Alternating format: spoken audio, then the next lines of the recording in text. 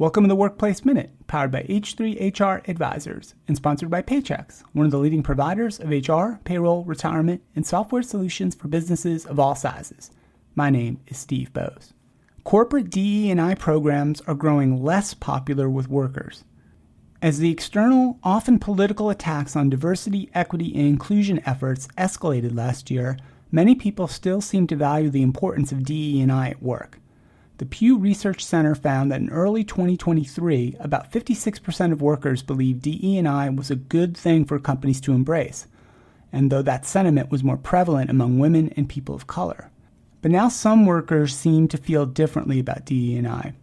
In a new Pew survey, 52% of respondents still said DE&I programs were largely a positive force in the workplace, but 21% described the focus on DE&I as a bad thing, compared to only 16% in 2023. There was also an increase in the share of workers at 19% who claimed their companies put too much attention on DE&I issues, up from 14% the year prior, and meanwhile only 12% thought too little attention was paid to DE&I, a drop from 15% in the last survey. Even among people of color, there seemed to be less enthusiasm for DE&I. In 2023, very few black workers, only 3%, said their employers focused too much on DE&I. This year, however, 8% reported feeling that way. And while 18% of black employees still believe there isn't enough emphasis placed on DE&I, that was a notable drop from 28% of workers last year. And Asian workers were also less inclined to view DE&I as a good thing. And the share of those workers who hold that belief decreased from 72% to 57%. Despite these changes, overall, women and people of color remain the most likely to support DE&I at work.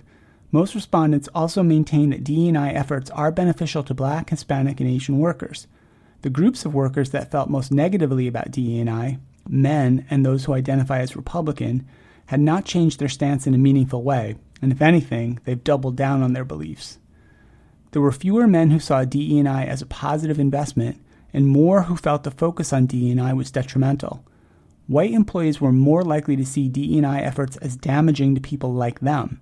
47% of white workers surveyed said DE&I hurt white men, while 29% said it was harmful to white women. And over half of Republicans, 56%, also said DE&I negatively impacted white men. Pew's findings reflect a broader cultural shift that has no doubt influenced public perception of DE&I in the workplace. And the Supreme Court's decision to strike down affirmative action for most college admission decisions in 2023 helped fuel a growing anti-DE&I movement, which has been championed by many conservatives and other figures on the political right. Across the corporate world, companies have quietly pulled back on DE&I efforts in response, or at a minimum, made changes to their programs to shield themselves from any legal liability. As conservative activists increasingly are targeting major employees for their DE&I practices, leaders at a number of companies have reversed or significantly altered their diversity programs. The data from Pew Research suggests that some workers, too, might be reevaluating their stance on DE&I. In the H3HR Advisors 2025 Workplace Trends Report, we noted that the external challenges on DE&I programs from some conservative activists will challenge leaders and organizations and may actively apply pressure to force a reduction in DE&I efforts. We also stated that leaders who make DE&I a priority will have to stand firm in 2025 in the face of these pressure campaigns. And we also reminded leaders in our report that a comprehensive DE&I culture is a key differentiator in a competitive talent market. Top candidates still seek out employers that demonstrate a genuine commitment to inclusivity, and companies that can provide such environments are more likely to attract and retain high-caliber talent. Certainly 2025 will be a pivotal year for DE&I in the workplace. We'll continue to follow this and all the important topics and trends in the world of work here on the HR Happy Hour Media Network. That's it for the Workplace Minute, powered by H3HR Advisors.